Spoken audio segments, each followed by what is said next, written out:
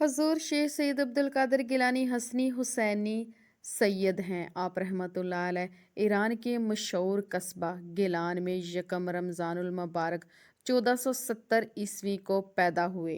उस वक्त गिलान में ये मशहूर हुआ कि सादात घराने में एक ऐसा बच्चा पैदा हुआ है जो दिन के वक्त माँ का दूध नहीं पीता, लिहाजा रोज़ा रखता है। बिस्मिल्लाहिर्रहमानिर्रहीम। अस्सलाम वालेकुम माय यूट्यूब फैमिली। ये शराकत बुजुर्गी बहुत ही कम लोगों को नसीब होती है। इससे साबित हुआ कि आप रहमतुल्लाह अलैह मादरी वली थे।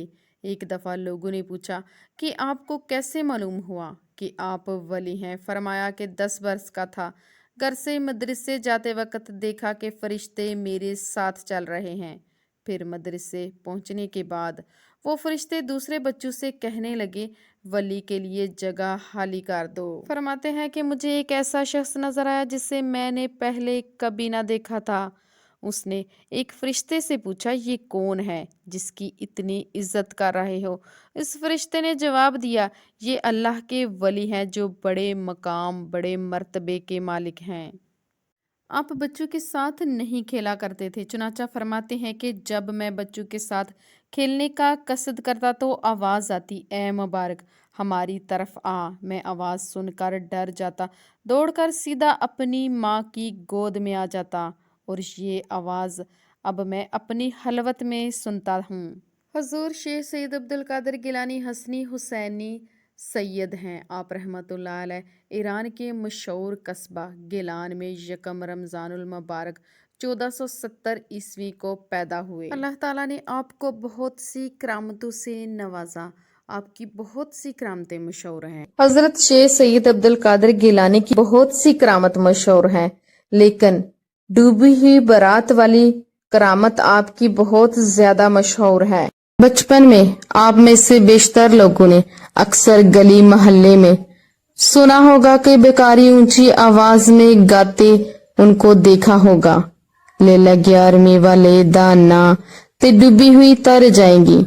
ये हजूर गौस पाक शेख सैयद अब्दुल कादिर गिलानी की एक ऐसी करामत है जिसका तज़किरा बहुत सी किताबों में मिलता है। मुतअद्दिद सुन्नी उलमा और मजहबी स्कॉलर ने इसको बयान किया है, लेकिन औलिया के मुनकिर इस बात को तस्लीम नहीं करते। रवायत के मुताबिक एक बार सरकार बगदाद हजूर गौसे पाक शेख सैयद अब्दुल कादिर गिलानी दरिया की तरफ तशरीफ ले जा रहे थे। वहां किनारे पर उन्होंने देखा कि एक 90 साल की बुढ़िया इंतहाई पुरसोज अंदाज में ज़ारो कितार रो रही थी। आपने अपने मौजूदा एक मरीद से पूछा, ये बूढ़ी औरत क्यों रो रही है? उसने बारगाह गौसियत में अर्ज किया, या हजरत, इस बूढ़ी औरत का इकलौता बेटा बेचारी ने उसकी शादी रचाई। दूल्हा निकाह करके दुल्हन को इसी दरिया में कश्ती के जरिए अपने घर ला रहा था कि कश्ती उलट गई। दुल्हा दुल्हन समेत सारी बारात डूब गई। इस वाक़ये को गुजर चुके हैं, मगर माँ को अब भी अपने बेटे और बहू का इंतजार है। इस बेचारी का गम जाता नहीं, रोजाना इस दरिया में आकर रोती रहती है। बारात को ना पाकर रो धो कर चली जाती है। हजूर गौस पाक शेख सैयद अब्दुल कादिर गिलानी को इस बूढ़ी औरत पर बड़ा तरस आया। आपने वहीं अल्लाह रब्बुल इज्जत की बारगाह में सजदा रेज हो गए। चंद मिनट तक कुछ ज़हूर ना हुआ तो बेताब होकर बारगाह इलाही में अर्ज, अल्लाह अज़्ज़वजल, इस कदर तहीर की वजह क्या है? इरशाद हुआ, ऐ मेरे प्यारे, ये तहीर हिलाफे तकदीर नहीं है। हम चाहते तो एक हुक्म कुन से तमाम जमीनों आसमान पैदा कर देते। हमने हिकमत से इसे 6 दिन में पैदा किया। बारात को डूबे हुए 12 बरस हो चुके हैं। अब ना वो कश्ती बाकी है, ना ही उसकी कोई सवारी। तमाम इंसानों का गोश्त वगैरह दरियाई जानवर खा चुके हैं। जरे जरे को अज्जाए जिस्म में इकट्ठा करवा कर जिंदगी के मराहिल में दाखिल कर दिया है। अब इनकी आमद का वक्त है। अभी ये कलाम एहतताम को भी नहीं पहुंचा था और डूबी हुई कश्ती दरिया से बरामद होने की इल्तिजा की। अभी शेख सैयद अब्दुल कादिर गिलानी ने सजदे से सर नहीं उठाया था कि यकायक वो कश्ती दूल्हा दुल्हन बाराती अपने तमाम साजो सामान के साथ सदाए आब पर नमूदार हो गए। चंद ही लम्हों में किनारे पर आ लगी तमाम बाराती सरकारी बगदाद से दवाई लेकर खुशी खुशी अपने घर पहुंच गए। इस करामत का चर्चा चारों सू फैल गया, जिसे सुनकर बेशुमार कुफार ने आकर सैयदना शेख सईद अब्दुल कादिर गिलानी के दस्ते हक ईमान कबूल किया। बेशतर से ज्यादा लोग ये नहीं जानते कि हजूर गौसे आजम की दुआ से जो डूबी हुई कश्ती बरामद हुई थी किनारे पर लगी थी, इसके दुल्हा हजरत सैयद कबीरुद्दीन शाहदौला दूल्हा दरियाई निकाह मज़ारे पुर अनवार पाकिस्तान के मशहूर संती शहर गुजरात में वाक़या है। एक रवायत के मुताबिक शाहदौला की पीर से मशहूर है हजूर कबीरुद्दीन दूल्हा दरियाई जब दरिया से बाहर आए तो सरकारी गौसे आजम के हाथ पर बैत की। सरकारी गौसे आजम की इतनी खिदमत की, सरकारी गौसे आजम ने इन्हें अपना जानशीन मुकर्रर फरमाया।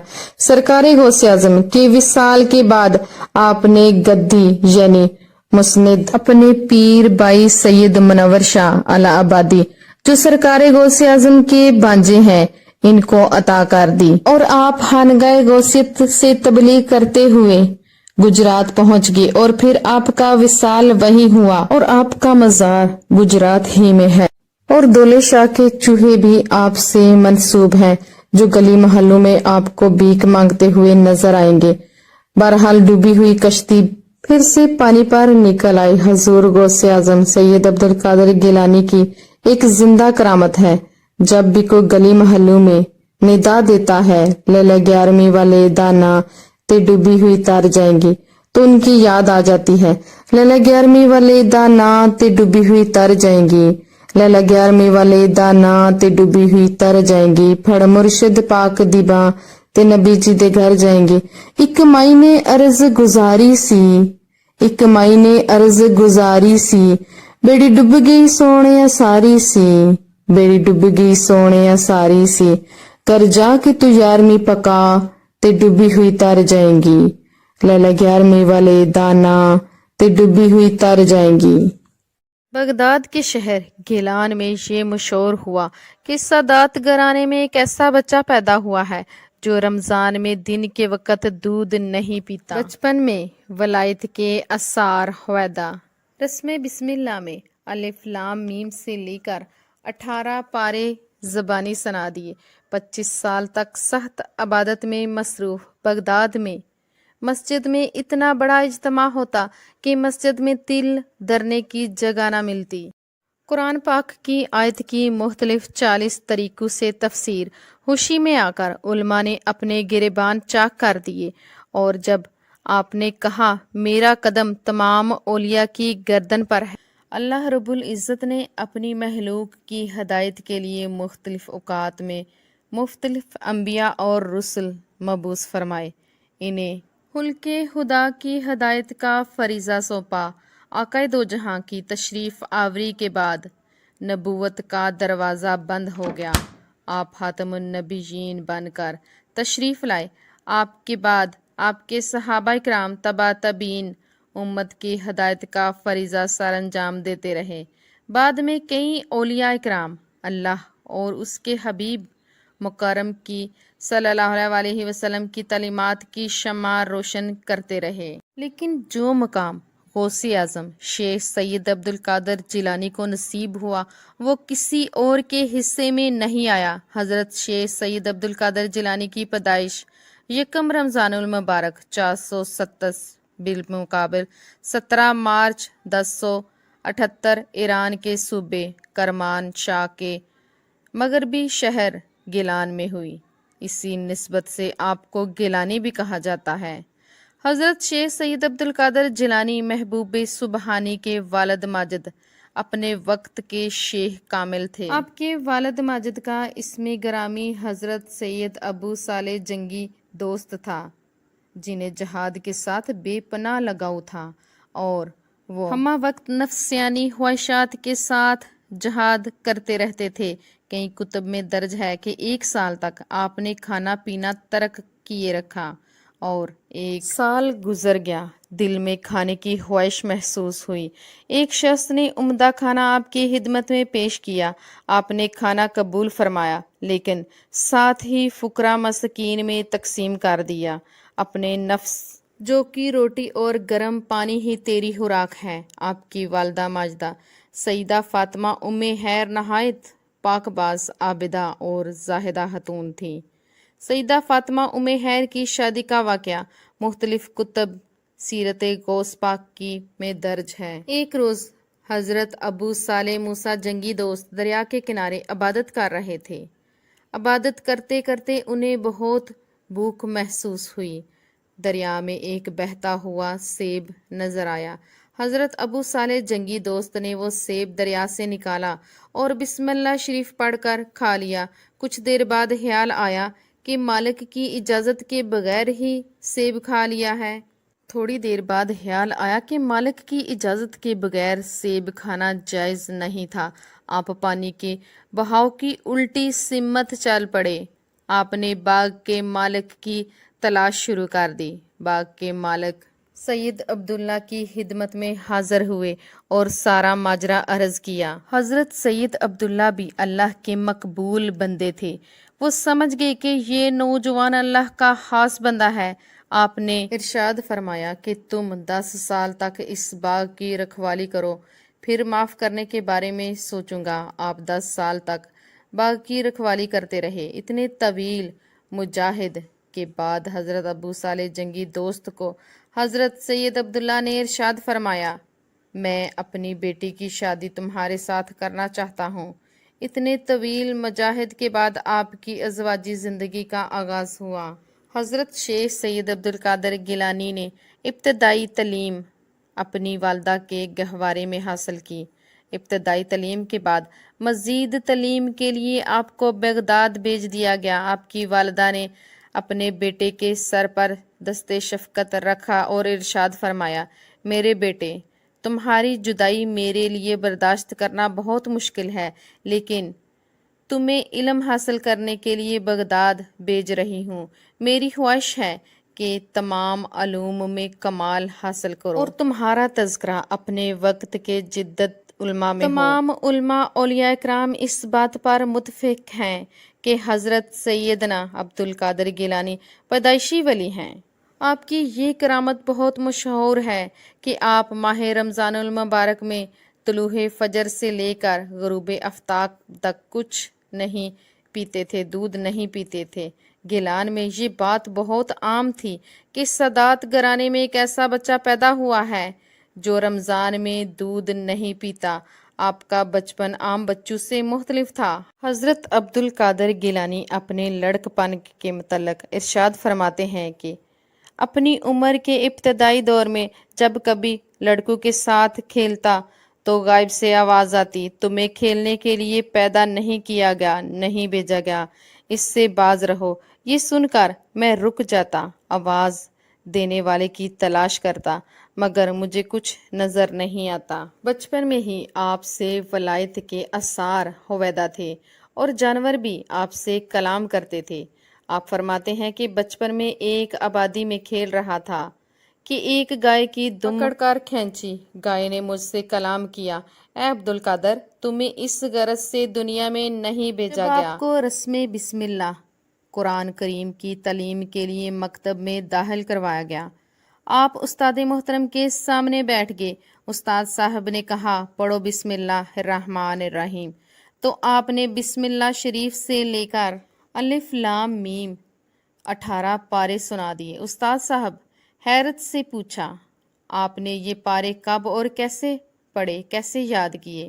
انہوں نے کہا، میری والدہ ماجدہ 18 پارہ حافظہ ہے جن کا وہ اکثر ورد کیا کرتی تھی۔ جب میں شگم مادر میں تھا تو یہ 18 پارے سنتے سنتے مجھے حفظ ہو گئے، جن کا وہ اکثر ورد کیا کرتی تھی۔ جب میں شگم مادر میں تھا تو یہ 18 پارے سنتے سنتے مجھے حفظ ہو گئے۔ آپ نے اپنے وطن گیلان میں باضابطہ طور پر قرآن مجید ختم کیا۔ حضرت شیخ حماد بن مسلم سے قرآن کریم حفظ کیا، چند دوسری دینی کتابیں بھی سیکھی اور ساتھ ساتھ خدمت میں رہ کر فیوز و برکات حاصل کیے۔ بغداد میں تحصیل علم مکمل کرنے کے بعد آپ 25 سال تک سخت عبادت ریاضت کرتے رہے، جنگلوں میں مجاہد کرتے رہے۔ آپ نے عراق کے صحراؤں جنگلات میں عبادت ضیاقت کی اور طویل عرصہ بغداد شہر سے باہر رہنے اور عبادت ریاضت میں اپنا وقت گزارنے کے بعد آپ بغداد واپس تشریف لے آئے اور یہیں سکونت اختیار کی اور تدریس درس کا سلسلہ شروع کیا۔ حضور غوث اعظم نے 528 میں درسگاہ تعمیر کی۔ مختلف علاقوں سے لوگ آپ کی خدمت میں حاضر ہونا شروع ہو گئے، آپ سے علم دینیا حاصل کرنے لگے۔ درس و تدریس کے دوران لوگوں کی اس قدر کثیر تعداد ہوتی کہ آپ کی مسجد میں تل دھرنے کی جگہ نہ ہوتی۔ آپ کے غوث اعظم ہونے پر تمام امت کا اتفاق ہے۔ درس و تدریس کے دوران آپ کی مقبولیت کا یہ عالم تھا کہ تمام افراد آپ کے حلقہ محبت کے اسیر تھے۔ آپ کے علمی کمالات کا یہ عالم تھا کہ بغداد میں آپ کی مجلس و وعد میں ہزاروں نافرمان افراد کا مجمع ہوتا۔ حضور غوث اعظم شیخ عبد القادر گیلانی محبوب سبحانی کے حلقہ درس میں انسانوں کے علاوہ جنات کی بھی کثیر تعداد موجود ہوتی۔ آپ ان کو تعلیم کے زیورات سے آراستہ فرماتے۔ آپ کے ہم عصر علماء آپ کی مقبولیت سے خلاف بھی ہوتے۔ بعض علماء امتحان کی نیت سے آپ کے حلقہ درس میں حاضر ہوتے اور حضور غوث اعظم ان سے ان کی نیتوں کے مطابق مسائل بیان فرماتے۔ حافظ ابو عباس احمد بن محمد بغدادی، علامہ حافظ عبد الرحمن، یہ دونوں اپنے وقت کے علم کے امام سمجھے جاتے تھے۔ علم و حدیث میں ان کا کوئی ثانی نہ تھا۔ اپنے فن میں یہ لوگ یکتا تصور کیے جاتے تھے۔ ایک مرتبہ یہ دونوں امتحان کے غرض سے حضور غوث اعظم کی محفل میں حاضر ہوئے۔ ایک دوسرے کے سامنے بیٹھ کے حضور غوث اعظم نے درس شروع فرمایا۔ آپ نے ایک آیت کی تفسیر مختلف طریقوں سے بیان کرنا شروع کر دی۔ اہل علم جانتے ہیں کہ قرآن کریم کی مختلف آیات کی تفسیر کی طریقوں سے بیان کی جاتی ہے۔ اس طریقے کے مطابق حضور غوث اعظم شیخ سید عبد القادر گیلانی ایک آیت کی مختلف طریقوں سے تفسیر بیان فرماتے ہیں۔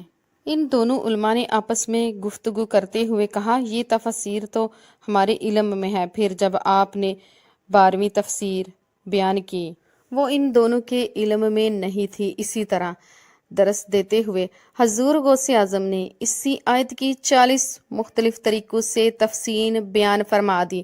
دونوں علماء حضور غوث اعظم کی علم کی گہرائی کے قائل ہوئے، لیکن ابھی بات یہاں ختم نہیں ہوئی تھی۔ حضور غوث اعظم شیخ سید عبد القادر گیلانی نے فرمایا، اب ہم کل سے حال کی طرف آتے ہیں۔ آپ نے بلند آواز سے کلمہ طیبہ کا ذکر فرمایا۔ کلمہ طیبہ آپ کی زبان سے نکلنے کی دیر تھی کہ ساری مجلس ایک جوش اور اضطراب کی کیفیت پیدا ہو گئی، اور امتحان کے لیے آنے والے علماء نے جوش میں آ کر اپنے گریبان چاک کر ڈالے اور ایسی کیفیت طاری ہوئی جس کو بیان کرنا مشکل تھا۔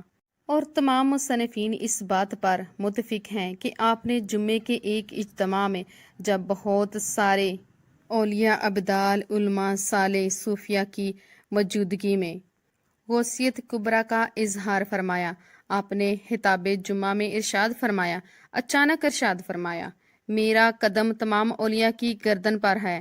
آپ کے ان الفاظ کی ادائیگی کی دیر تھی کہ مجلس موجود تمام اولیاء نے اپنی گردنوں کو جھکا دیا۔ دنیا کے دوسرے علاقوں میں موجود اولیاء نے کشف کے ذریعے اس اعلان کو سنا، اپنے اپنے مقام پر بیٹھے ہوئے اپنی گردنیں جھکا دی۔ شیخ الہند حضرت خواجہ معین الدین چشتی اجمیری اس وقت ہندوستان کے دور دراز علاقوں میں عبادت میں مصروف تھے۔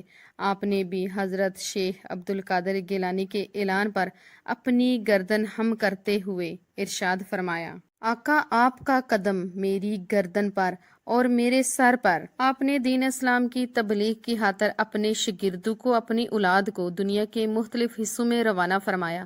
آپ کے بھیجے ہوئے افراد آپ کے حکم کے مطابق اپنے اپنے علاقوں میں قیام پذیر ہو گئے اور دین متین کی خدمت سر انجام دینے لگے۔ برصغیر میں آ کر آپ کے خاندان پاک کے متعدد افراد موجود ہیں۔